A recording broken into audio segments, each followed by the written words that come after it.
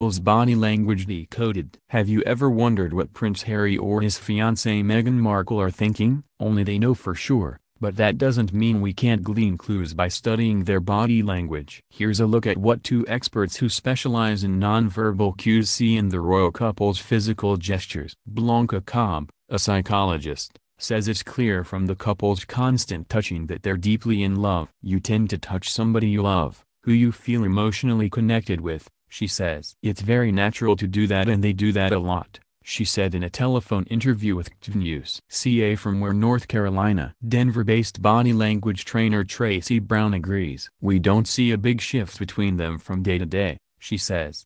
That's in contrast to some couples that Brown has analyzed, like Kim Kardashian and Kanye West, who appear more on again off again, she says.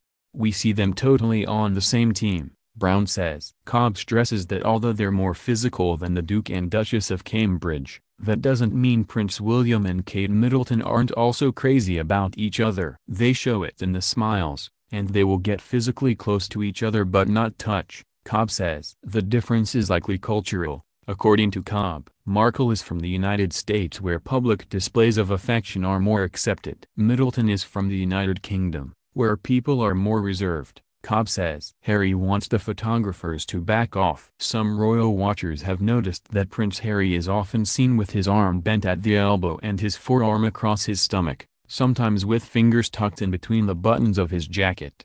Brown calls this just his little protection habit. That's him putting a barrier between himself and, usually, photographers, she says. When people feel threatened, they'll guard the solar plexus area, she explains. Cobb says she's seen Prince Harry with his arm bent like that so many times that it may just be his go-to move. But she agrees that protection is also a plausible explanation, especially considering that it seems to happen in situations where there are a lot of cameras clicking.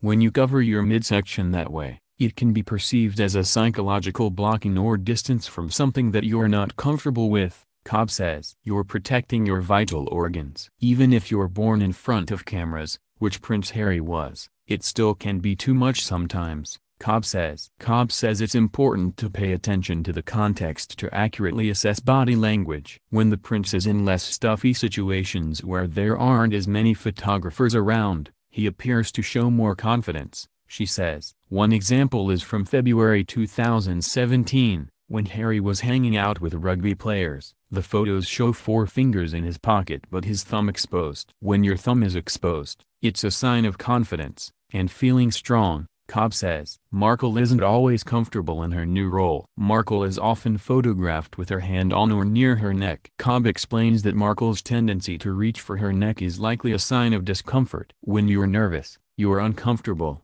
a little anxious about something, that's what women typically do, Cobb says. If she's wearing a necklace, she might fiddle with the charm or move the clasp of necklace to the back of her neck. It could be that this is a new role. People are looking at her differently than when she was an actor walking the red carpet, she adds. That's why it's so important that Meghan has Harry to lean on, according to Cobb. When Markle is out with Prince Harry, he will put his hand on her back as she's engaging with the